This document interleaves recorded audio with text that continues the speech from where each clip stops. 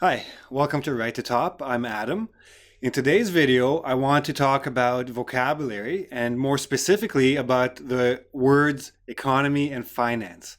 Now, the reason I picked these words is because in my experience, many of you mix up these two words one with the other or the different forms of these words. Let's look at some of these forms. Economics, economy, economic, economical, economize, finance, finances, financing, and financial. Now, whether you're mixing the two words together, like economics and finance, or you're misusing the different forms of these words, because economical and economic are both adjectives, but they have very different meanings and uses. So it's very important to know the meanings of each of these words and how to use them in context. So I'm going to show you the definitions and I'm going to show you some sample sentences. Hopefully this will clear it up and you'll be able to use them correctly, especially for those of you doing tests like IELTS, where you have the task 1. Sometimes it's a business situation you have to look at. Or for example, any test that has an essay question that deals with economy or government or even education where spending is involved and money is involved, etc. Or the TOEIC exam, which is business related. You need to know the difference between these words. So let's get started. We'll go one by one. Hopefully this will help you out a little bit. Okay, so let's start with economics. First of all, you have to remember that economics with the S is still a singular noun, okay? It's a collective noun, you could call it, or just an idea, especially when we're talking about a subject in school. So just like news, when you talk about news in a newspaper or on TV, although it has the S, it's still a singular noun. Same with economics. So you study economics, okay? Or it's just a general abstract idea of production, distribution, consumption of goods, services, trade, imports, exports, all of these things that have to do with money of a region, we'll talk about in a second. That is economics. So as a subject in school, Phil studies economics at school. Now notice that I have a small e, not a capital E. This depends on the style guide you're using, but for the exams, use the small letter. Don't worry about the capital. Depends on the style guide you're using when you're writing other things. Now, we can also talk about economics when we're talking generally about things that have to do with money. We're not talking about money itself, not the money you hold in your hand or the money you have in the bank. It's financial considerations, and I know I'm using the word financial here. We'll talk about that separately. But when we're talking about economics, we're talking about the money situation of an action or an event or a situation, okay? And it is still a plural in this case. So financial considerations, we don't usually have one consideration. When we're talking about economics, we have many considerations. So the government's expansionist aims simply do not align with the economics of today's military infrastructure. So the government wants to expand its reach. It wants to maybe go to different countries and take over or maybe change governments or something like that. But the military infrastructure, what the military is built up to do, there's just not enough money to do what the government aims to do in terms of expansion. So the economics don't align, don't match with the plans, okay? So you have the plans, you have the reality of the infrastructure, and they don't agree in terms of the economics of the situation. Okay, so let's move on to economy. Now there's no S here, just economy. We're talking about the economy or economy. We're going to look at both of them. So here's the first noun definition. It's the structure or condition of a country, a region, an area's wealth. It's a weak economy, a strong economy, an emerging economy, developed economy, shrinking, growing, etc. So all kinds of adjectives you can use with economy. But when we talk about the economy, we're talking about the general structure of how money is made. We're talking about GDP, GNP. We're talking about imports and exports. We're talking about trade deficits and surpluses. All of these things that involve a whole region. Okay, so when you talk about your country's economy, if your country has a strong economy, it means people have jobs. It means the government has money to spend on bridges and roads and schools and hospitals. If you have a weak economy, it means that you're borrowing money from other countries or you need to sell your products cheap, to export them cheap in order to bring in revenues. So all of these things that together work to make the wealth of a nation or a region we call the economy. The public wants to hear the candidates discuss the economy and how they will create jobs, not rhetoric about foreign policy. So during election time, you hear all these politicians, oh yeah, I'm going to fix the economy, I'm going to fix the economy, I'm going to fix the economy. But they don't tell you how they're going to do it. They're not going to tell you, they don't talk about jobs, they don't talk about investments, they don't talk about capital investments or expenditures, etc. So people want to hear about the economy. They want to know how their lives will be easier financially. We're going to look at financially in a moment. Now, we can also use economy without the. Sometimes you can use it with the, depends on the context, but it's not the economy. It's not an abstract idea.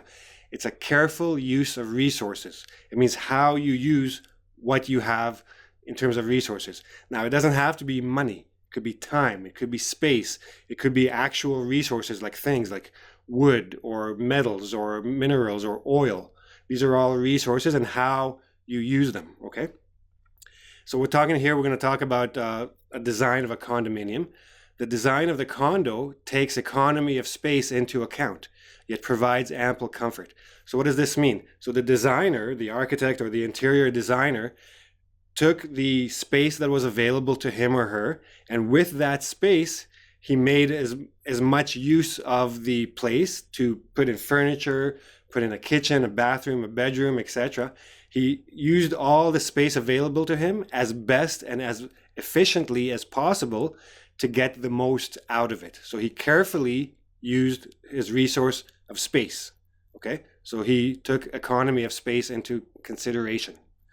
Now, economy can also be an adjective, and it means a little bit cheaper, okay, or something a little bit more efficient. We're talking about economy seat, for example, on an airplane, economy car, an economy ticket on a train or an airplane, etc. Jeff gave up on the idea of an SUV and bought an economy car instead to save some money on gas. An SUV, big car, uses a lot of gas. An economy car, like a small Toyota or Honda or whatever, is smaller, it's lighter, it uses less gas, it's more efficient. So it's an economy car, okay? Okay, so it's also very important to notice we have two different meanings of the word economy, and we have an adjective for the word economy. So be careful on how you use them. The second noun, the careful use of resources, less commonly used, but still you need to know it. Now, economic. When we talk about economic, it's an adjective and it's relating to the economy or to economics, to personal wealth, to social wealth, etc. Basically to wealth and economy. Investors should not doubt the economic health of the company.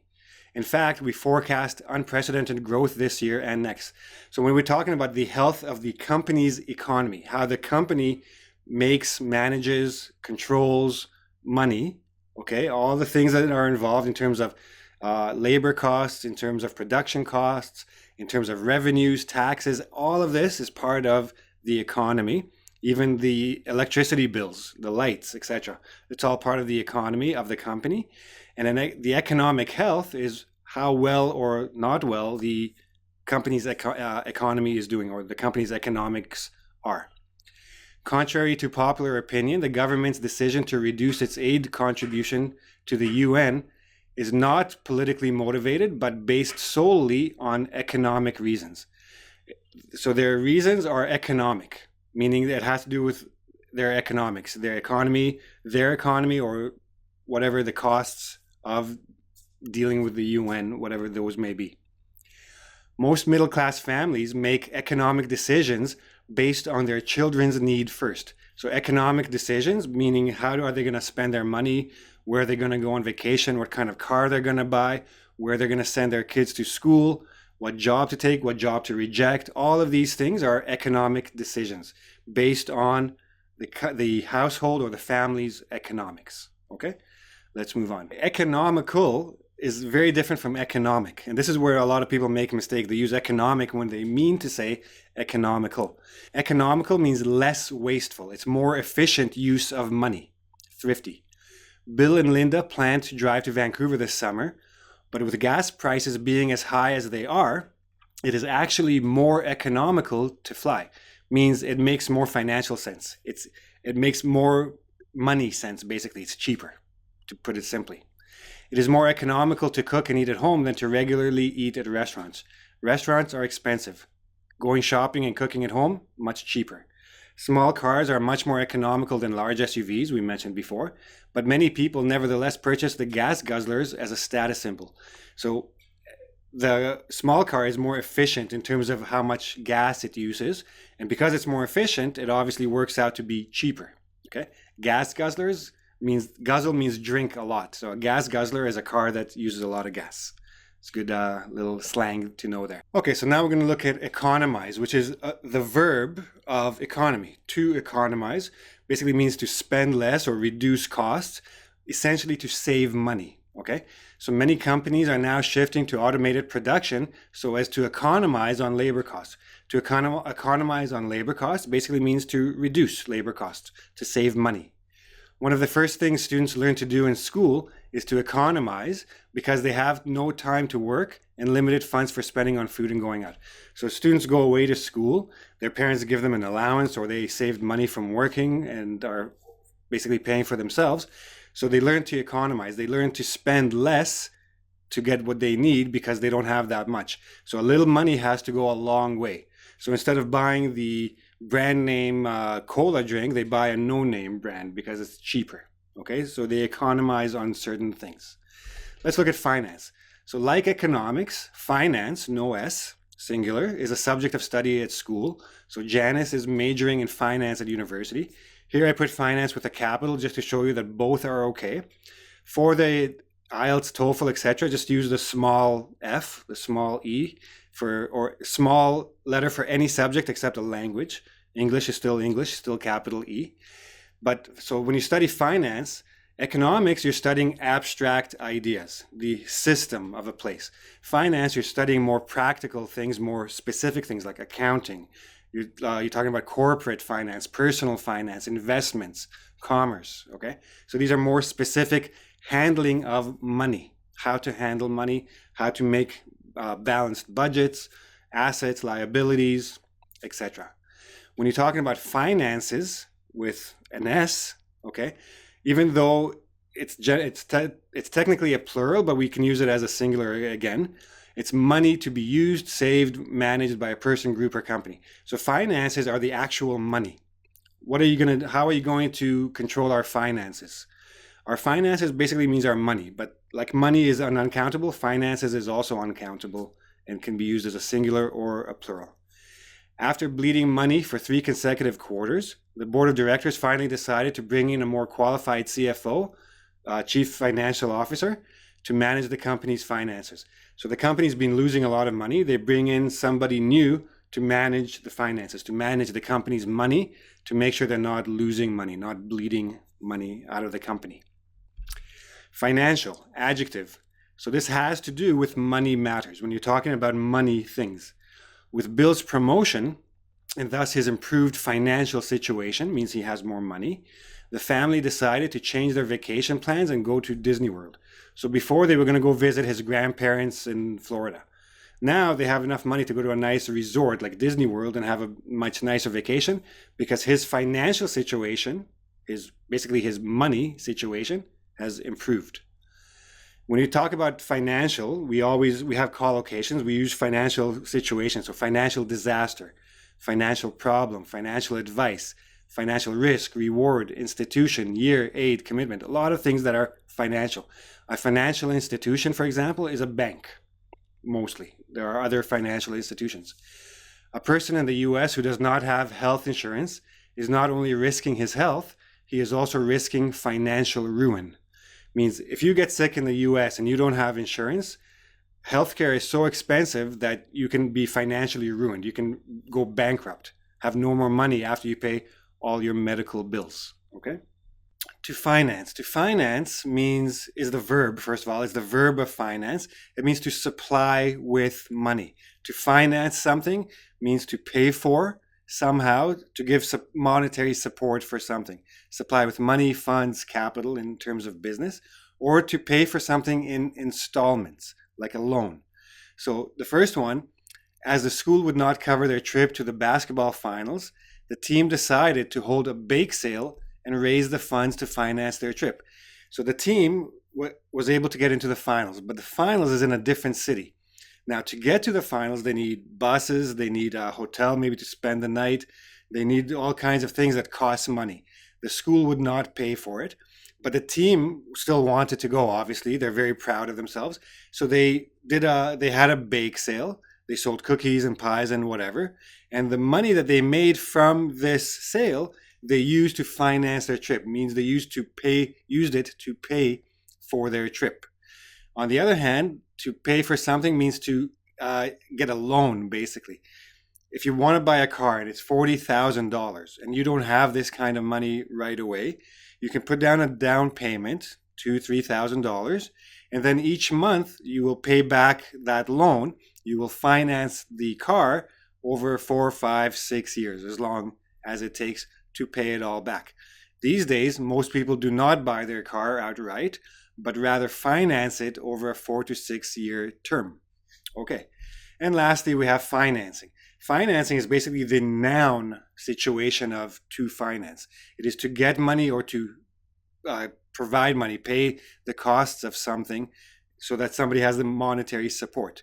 Due to his bad credit history, Kevin could not secure the financing he needed to open his shop. So to open his shop, he needed a lot of money. He went to the bank to get the financing, to get the money to pay for all this, the loan in this case. But he has bad credit. They wouldn't give it to him. He doesn't have the money to open his business. Okay, so there you have it. Economics, finances, and all the related forms, etc. The best thing you can do for practice now is use all of these different forms, all of these different words in sentences. Make sure you're using them correctly. Again, remember, if you're not 100% sure how to use a word, don't use that word. Look for a synonym, look for another way to express that idea that it comes across clearly. Better not to use a word incorrectly than to use a simpler word if one is available.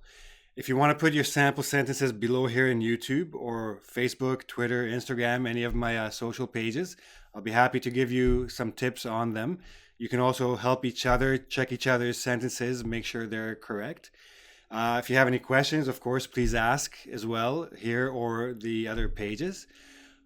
Subscribe to my channel if you liked it. If you like this video, give me a thumbs up. If you like all my videos, so if you like this video, please give me a like and don't forget to subscribe to my channel. There'll be lots more videos coming, grammar, writing, test tips, etc. More vocabulary lessons, of course. And I'll see you again real soon. Bye-bye.